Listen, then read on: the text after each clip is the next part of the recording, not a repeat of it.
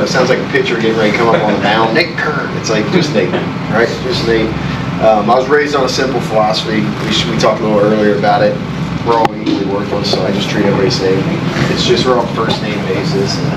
So some of you remember your names. Introduce myself. I haven't like we have such a. To me, this is quality over quantity. There's only so many Saturdays in the year, right? I got to deal with corporate stuff shirts. Half of them don't even ride. They want to make my tour schedule. So reality is, it's a Tuesday. We're in Nashville. The fact that you guys are here, I'm grateful. Truly grateful. And really the big thing that I want to share the most this evening, for those of you, and we'll gauge the crowd a little bit in regards to just double R knowledge, if you've owned one, whatever generation, but also maybe not truly understanding how the motorcycles really work. Okay, yeah, you make from A to B back to A, they're fast, but I want to really talk about how and why they're so rideable for all the broad skill sets, you know what I'm saying? I mean, I'm not questioning anybody's riding. We might have the next Moto America champion in here, I don't know. All I know is that it is so cheating, and that's cliche to say, but I want to break down why and how the bike is so safe to go fast on. All right, why it takes longer to run out of skill on our motorcycle, and I can say that openly because I'm very fortunate and blessed to be able to ride everything that competes against these in a controlled environment. So you'll hear me talk about that as a disclaimer. There will be times that I'll highlight some features and some performance aspects of the double R that when I do this, it's the disclaimer that it's in a controlled environment. If you really want to figure out how the slide control works, please don't do it on the street. All right? It was derived and developed for the track. And well, then why'd you offer it on the street? Well, because hopefully you go to the track, and again, I don't see meaning make it to the next ride, if that makes sense. You know what I'm saying? So I talk a lot about why and how you should pick and choose your environments for certain aspects. From there, let's see. I'm going to break the ice with a little video. I got this little lightning cable. I might need some technical support with what. There you go. A remote. Yeah. Smarter than I look, but this is honestly the most advanced thing I use. This and my phone. No judging. It's on my phone. But I was fortunate. If you think about it, full disclosure, I'm definitely not the most naturally talented rider, racer, right? Whatever you want to call me. I've always had to work harder. I feel that most of the field that I compete against, whether it's regional, national, international, just fortunate to be at the right place, right time, have just enough skill. You know, sometimes run up front and sometimes win. But just to be out there, considering, I didn't ride my first motorcycle until I was 20 years old. Okay, and a lot of folks are like, what? But you raced here and there. I didn't come from money. I didn't come from second, third generation racing family, which helps. You know what I'm saying? That's the foundation where a lot of folks. And again, to be at the right place and right time, definitely a blessing. Let's see if we can get this Challenger Days video loaded. This was an amazing opportunity I never knew would come up. So combined between these two models, in the past 36 months, I have just over 3,000 laps in testing, scratching the surface of development. They're two different departments, so two different garages. So when folks are like, man, how effing cool is that? You get to test. It's untested. So I'll be at times, it's not that cool. Trying to figure out certain calibrations and agricultural experiences that are all recorded on the data logger. And when a crowd sits there and tells you, and I can say it that way because we're pretty tight, but when the Germans are like, yeah, but it says you only left the asphalt at 21 kilometers an hour. Or no, excuse me, he said that the situation happened at 21 kilometers, bro. I left the asphalt in fifth gear. So don't tell me, yeah, but the data says. So it's amazing the stuff. So which HDMI maybe? Let's see what we're working with here. So I got it playing here on YouTube. How many of you all have seen the Challenger Days video that came out? It was the communication. Basically, again, after testing and development, it was an opportunity to It was an opportunity. They said, "Hey, are you available?" Which means when the Germans ask you a question, yes, you are. Right? It's not a question. It's a comment. And I said, "Absolutely, I'm ready, dude. Well, we need 4 riders. We'd like you accept to come and ride with Toprak and Vandermark and do 3 days on track of content capture." And one thing I've learned in my old age is I don't idolize, but I respect skill. And if there's the biggest thing that I took away, and imagine, put yourself in my helmet, riding, getting paid in euros to ride for 3 days and do just some really fun scripted shit, on track with Toprak and Vandermark. So every time I say Toprak, I feel guilty if I don't talk about Mikey. He's an amazing rider himself. But truly, I've been blessed to ride with, in 22 seasons on track, I've ridden with some amazing riders. Lance and I have been fortunate to ride with some dudes that are like, wait for me, like, holy shit, you guys are fast. But then I've never ridden with an alien. And that's kind of a loosely used term, if you ask me. How many of you guys are World Superbike fans, MotoGP fans, right? How could you not be, right?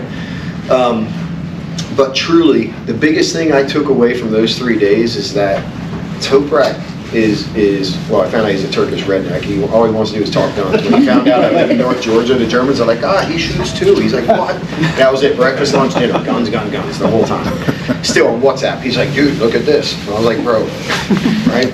So, but Toprak is truly equally as good a human being as he is a racer.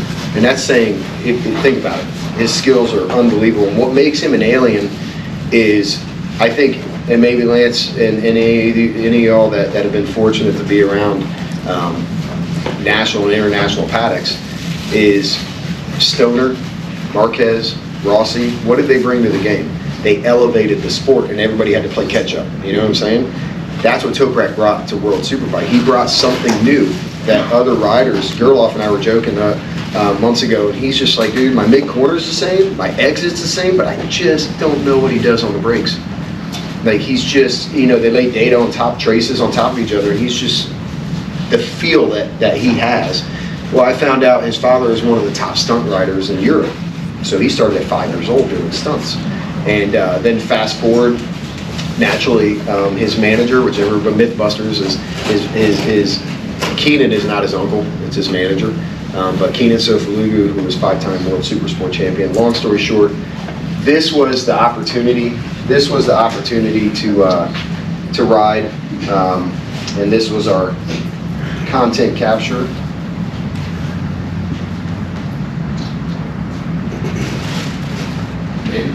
Yeah, all good. It's probably my fault. I just paused it for a second to kind of give a little background.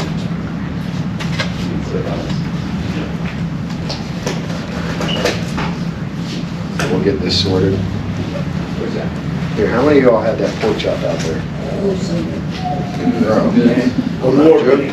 Thank you, Chandler and the crew, because that trailer is no joke. Yeah. Okay. So like I said.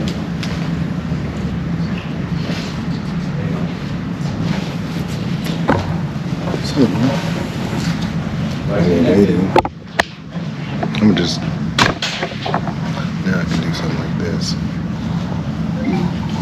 We'll get this going. It's gonna be too far.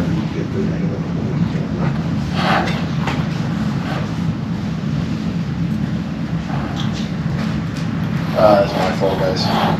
We'll get this going. So, while I'm trying to get this sorted, let's gauge the crowd. No judging, no profiling. How many of you all have ridden a double R? All right.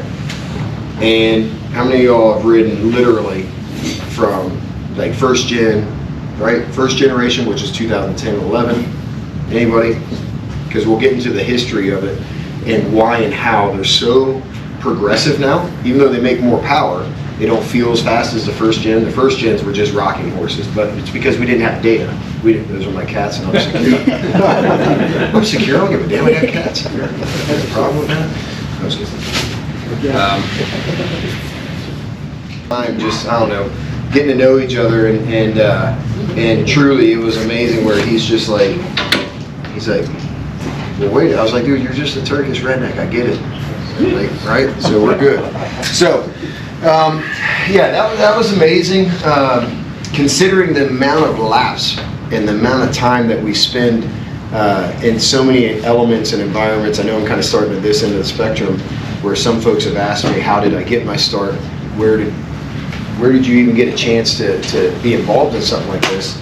And truly, I raced for many years on the Boxer. Why? Because BMW didn't have a digital bike, right? We didn't think about it. That seemingly unconventional motor that sticks out sideways. How many guys know Boxers, right? Boxer engines. And I had a chance to race the Boxer Cup in 2003, which was my first introduction to BMW. And even then, young and dumb, and I'm like, you gonna pay for me to ride this? Yeah, I'll ride it. And holy shit, it did things I never thought possible. Truly, it's the true definition of don't judge a book by its valve cover. I mean, the Boxer really does things you never thought possible. So for those of you that might not even have one in their future, but you have such a great dealer here at Nashville Motos, or Motos Nashville, which one is it? Nashville Motos. Nashville Motos, I nailed it. So, take an R9T for a test ride. I'm telling you right now, just such a fun, just a fun motorcycle with a lot of soul and character. So, from there, fast forward to around 2008, I'm on the HP2 Sport, and right place, right time, had some Germans say, hey, you know, you're not just a dumbass racer.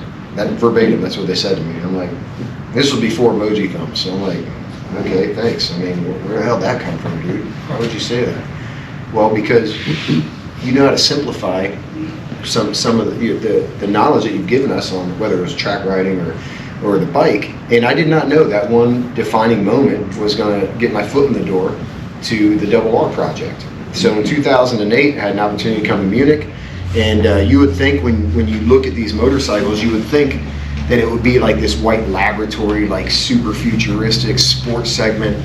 Nope, it was brick, iron, like walking into World War II. It was raining. It was just amazing as they took me through this little labyrinth of workshops. And I mean, big iron door, and we walk in the back corner, there was a motorcycle with a sheet over it. And just walking up closer, I could tell, looking at it, man, there's no, right away, I just looked to the side. There's no jug sticking out. And I was like, ooh, what are we dealing with?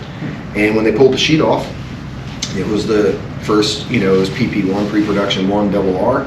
And I mean, it was on the drawing table since 06.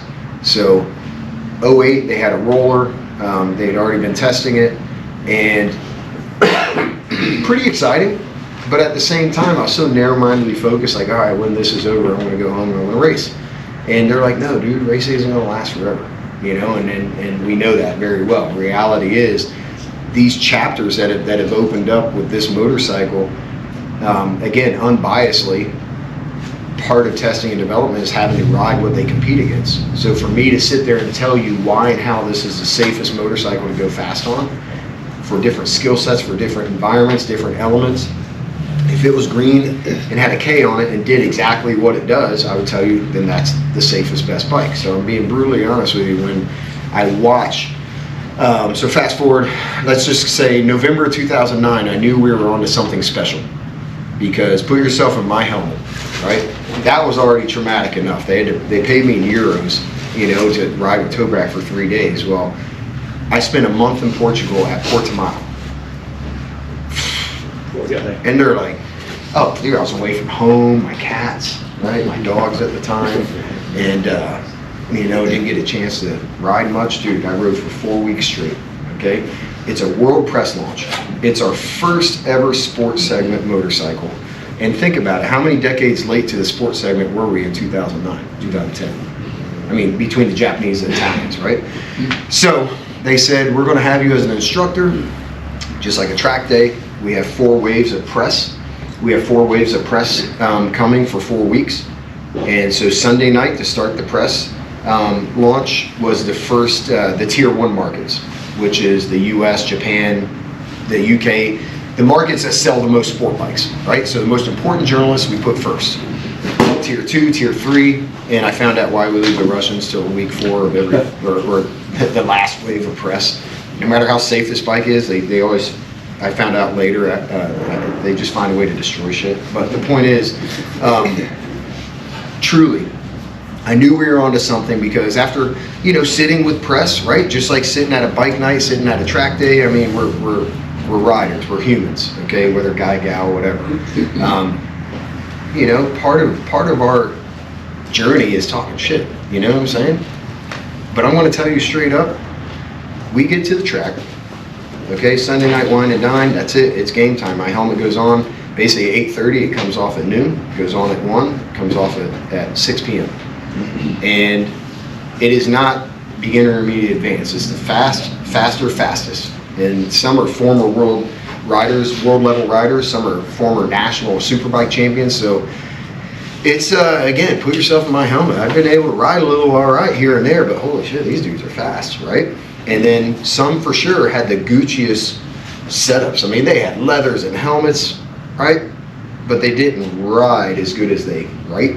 You know what I'm saying? So are we there to give a school? Are we there to, it's amazing how fundamentally challenged, and call that condescending, but I'm being honest, dude. We're dealing with almost 200 horsepower motorcycles, and again, it is Portugal. It's going to be a beautiful day. I think like a 79, 80 degree day, no cloud in the sky, but it's still a little cool in the morning. And as we're exiting pit lane, knowing that traction control doesn't create traction, okay? DTC is amazing, but it doesn't create traction. And the amount of lean angle, Shriner style, just sitting upright, picture these caps with like tassels, you know? Like, it's crazy how these dudes right out of pit out, I'm like, dude, you're not gonna make it to lunch. Like, how in the hell? And dude, 166 journalists for 4 weeks. That's a lot of ego, that's a lot of arrogance, right? That's a lot of culturally interesting perspectives, right? Everybody wants to show each other how fast they are. Why? Because we're humans, right? We're guys, we're gals, right? And we're riders. So fast forward, last day, 10 minutes left of 4 weeks of press. Do you know how many hundreds of laps? You know how in shape I was after 4 weeks of riding on track, right?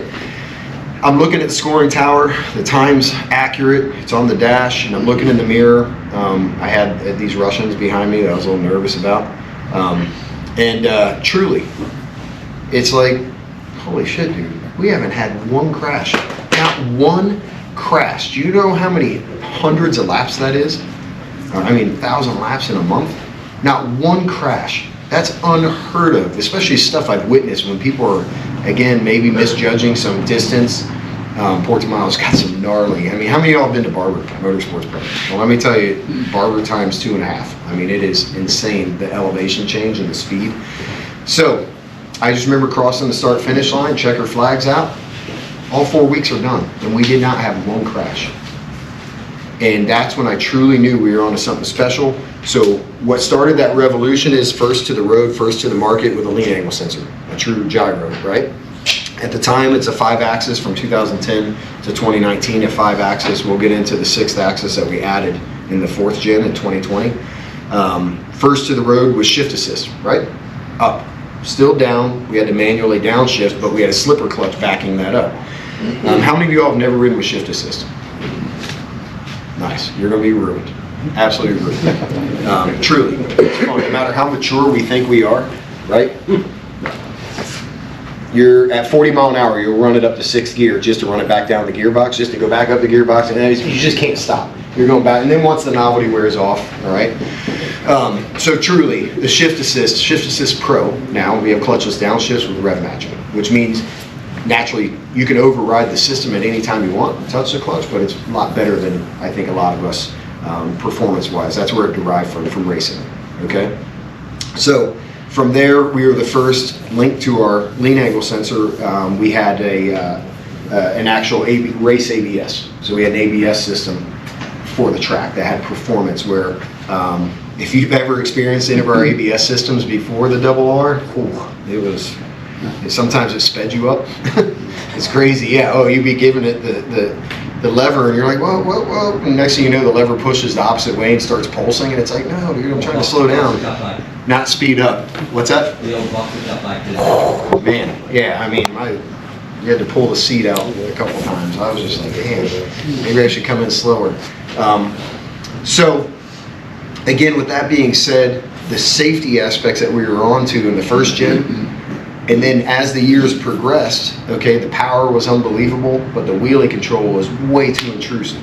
And they're like, what, wheelie control? Yeah, because I don't know, you can run out of skill. If I'm a new rider and want to start doing track days, is an S1000 double R a good bike for me to purchase? Absolutely. So if you can afford the bike, right? It comes down to economics, right? But yes, if somebody says, you know, I'm ready to buy this, but I don't know about putting it on the track because of the horsepower, right?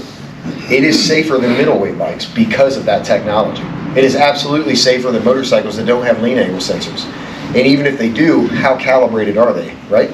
I mean, there's a lot of really lesser expensive, I don't like to use the word cheap, but there's lesser expensive performance cars out there, but how calibrated is the ABS and the traction control? You know what I'm saying? So I will tell you, good question. I see, and again, it makes me proud. Anytime I see a double R on the street, at a gas station, on the track day, I'm so proud of what the system and what the bike's actually doing for the riders.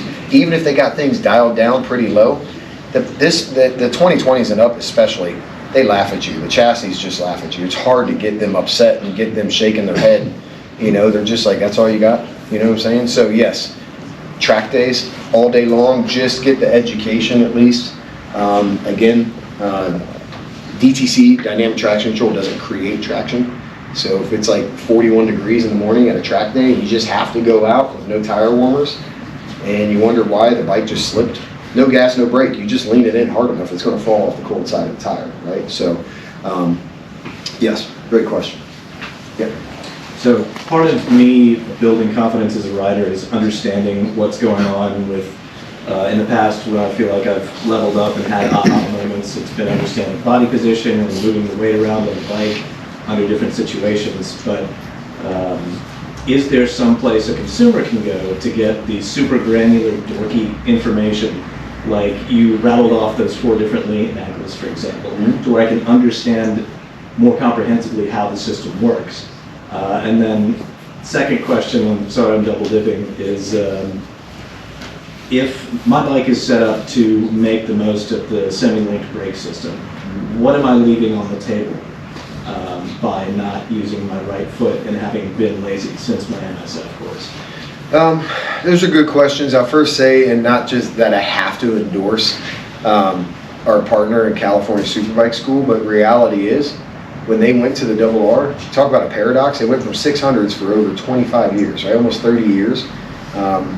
They went from 600s, they used Kawasaki 600 CX6s for decades. And then they went to almost 200 horsepower and then over 200 horsepower, but had 75% less crashes. Proofs in the pudding. So that's the electronics. I recommend going to them. I think that they do have, now that they've been on the double R for so many years, they do have better knowledge, product knowledge, but then you can also have the ability to go for a longer demo ride. You know what I'm saying? And really get to learn some of the intricacies of the systems and the fundamentals that go along with it. Like I said, I've seen so many riders that just like to do this. You know what I'm saying? That's fine, honestly, if you're in a very low speed corner because you don't have enough CG, or excuse me, gyroscopic effect to hold the weight of the bike up. Things aren't spinning high enough, so they're going to want to drop and fall into the corner. That's how you carve, actually, old school. But don't do that in a high speed corner because you will run wide and the system will do everything it can once you lose traction, once you actually, again, have those aggros, right? So the point is, the link brake system, I'll tell you, I've turned it off in previous models where you could, right? This one, you actually can't fully turn off the ABS. And you're like, well, this sucks. But trust me, it's turned down to such a low threshold, right? All it does is desensitize the rear wheel speed sensor to allow you to have a little bit of lift to come in deeper in the corners. But I've turned it off in previous models to where you didn't realize how good that link system is in finishing off a corner and actually pulling the bike into the corner. When I turned off and deactivated the linked brakes, I'm like, man, I'm at the same line selection, body position, brake percentage, but oh, why am I running wide? You don't realize just dragging that rear rotor, how much of the gyroscopic pulls the bike down into the corner. So you're not leaving, I think you're leaving more on the table by turning it off if you have the ability to. And again, we can, once we slow down, we can break down some more for sure.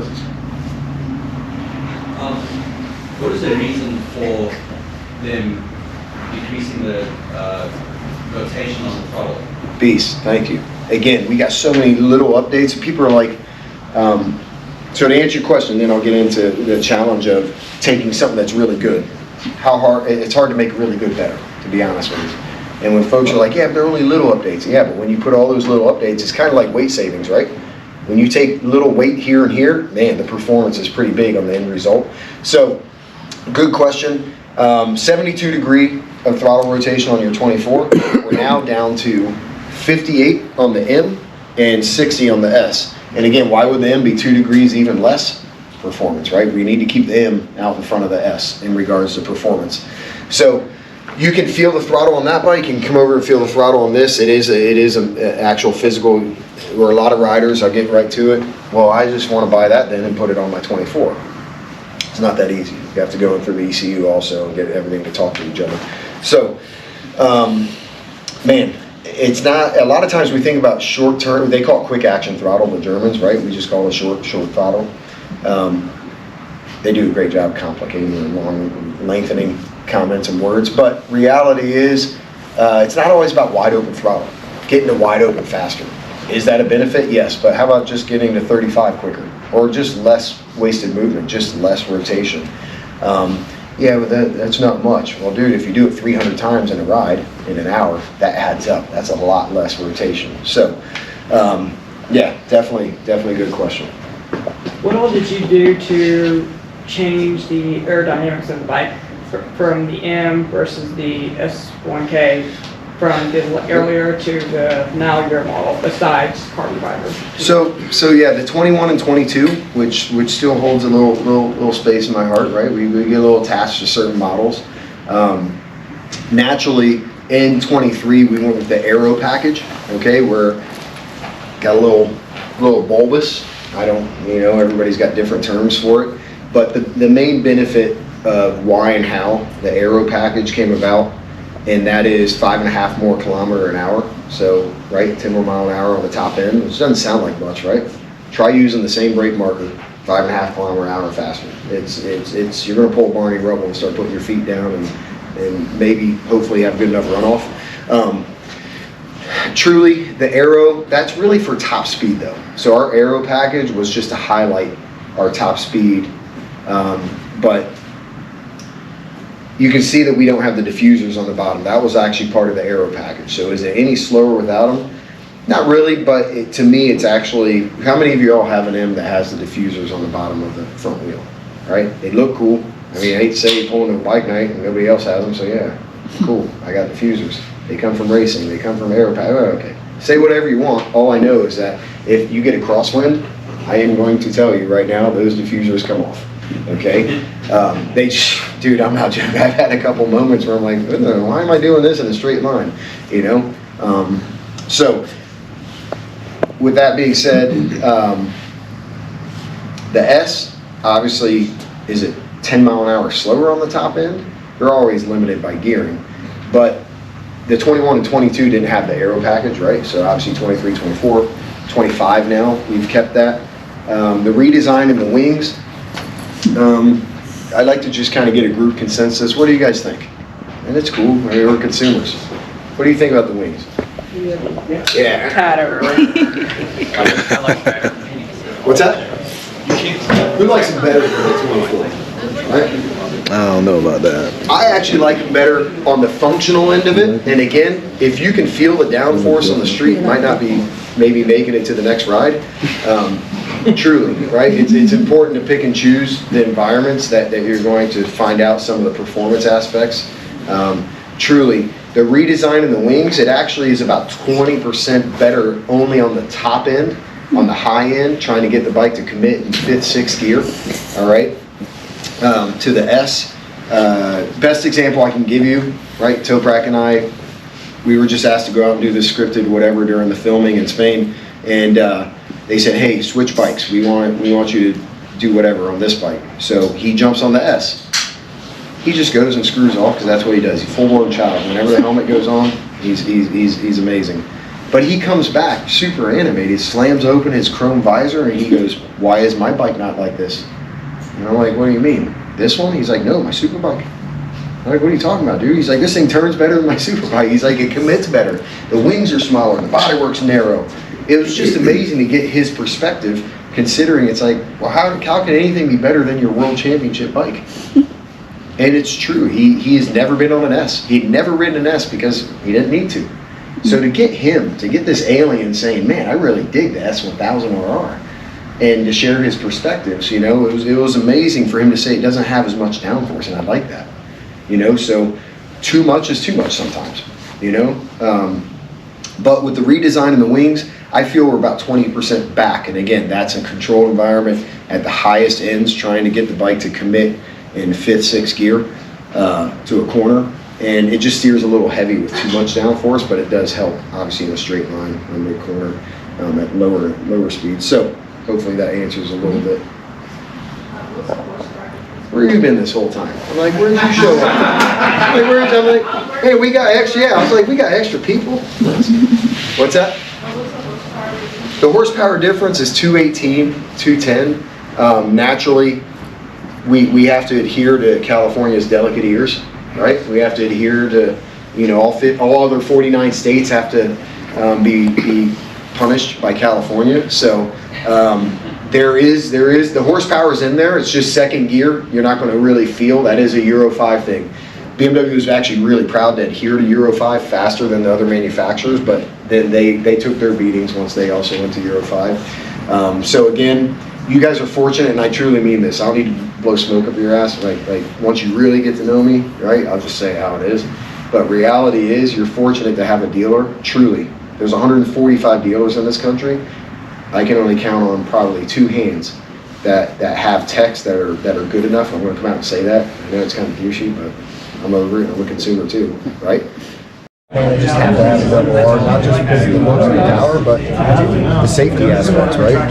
Truly, in rain mode right now, on this low traction floor, let's say we're in a warehouse with a polished concrete floor, dude, that is so wrong at 5,000 RPMs to just let the clutch out. I promise you. The spokes will already turn at that rate. You put your feet up on the pegs and pin it, and it'll just go, because it's tailoring ignition and fueling. And it's just, but any generation previous to this, it would, right now it is so seamless. I couldn't help it. I wanted it, and I went like this. It was one of my contractual bikes, so if something happened, I just pay to get it fixed. But I literally just pushed it in my front yard off the, and I just stood next to the bike. I'm like, and I went 2,000 RPMs and just let the clutch out on the grass. And it just, and then I'm like, it's not even really moved. So I just started giving it more. It just does this, and it never came around. It just, so the system is unbelievable for a newer rider. Just stay within, I wouldn't say maximum support, but as you learn the brakes and as you learn the chassis and the handling, what's going to happen is you're going to have, in rain mode, it's not a 1-to-1 throttle ratio, it's a lower torque and horsepower map, but you're going to get used to that. But let's say you go from rain to road, you still don't, you have full power, but you don't have a 1-to-1 throttle. Road mode is just so seamless. Similar to rain, but full power. But then when you go to dynamic and race, and I say 1-to-1, it almost sounds intrusive, right? Not at all. It's still seamless. So again, in road mode, let's just say in regards to traction control. So how much traction do you really have in road mode? How much wheelie control do you really have in road mode? A lot. You have so much support. The system, let's just say either you are just wanting to see how much throttle you can give it leaned over, or obliviously, you don't realize how cold the tire is. I'm telling you, road mode has so much electronic aid and support. The traction control is basically, once you start freeing up, so look, notice how there's no DTC right here? Okay, so as we go to Pro 1, right? Now that pops up. So the best way I can give you a correlation, +7 is maximum support on the dynamic traction control, but it's derived from somewhere. That's rain mode. So all that's doing is saying this, +7, +6, +5, +4. What it's doing is increasing the degree of lean, and it will give you throttle. So if you go 20% throttle at +7 and you go past 37 degree lean, it won't give 38 degree lean. It won't give you.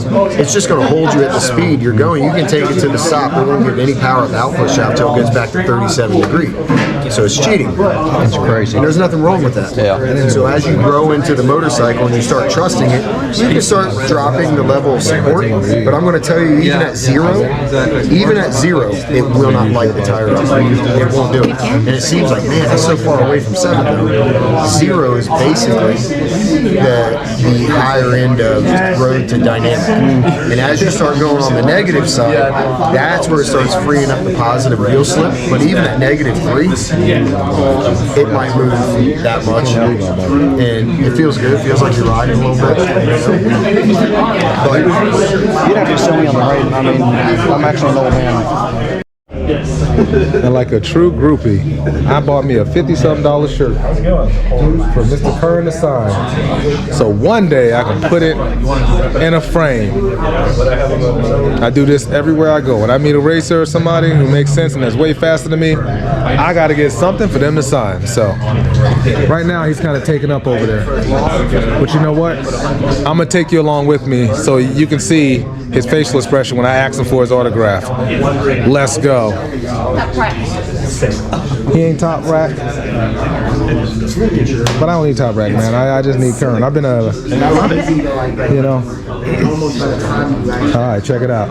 Let me see how I'm gonna do this. Following Tuesday, A way to turn off. now I'm going this way, right? Yeah. To Philly on Thursday, Saturday, North Jersey. Oh, yeah. Let's see when I go to Detroit and then home. Yes. Yeah, In Mexico. You don't have a life, do you? She wouldn't like that. Things like Pearl. Stuff like that. You recording? Gritty, Ready for this? He just asked. He's like, because we were talking about my tour schedule and being on the road and traveling. He's like, you don't have a wife, right? There's no way you have a Bro, life doing that. it's selfish to get married. How about that? Hell no. Oh no! I came over to get an autograph. And the shirt's over there.